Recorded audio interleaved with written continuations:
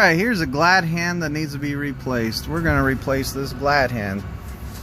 I mean, the glad hand seal. The glad hand seal is no good, so we need to replace it. Look how bad it is. So we're gonna pop it out of here.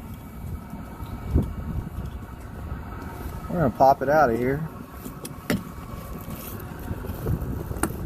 See how easy it comes out? A lot of people have a hard time popping it out. Go ahead, put it in, put the new one in there. Pop it all the way in there, work it all the way around.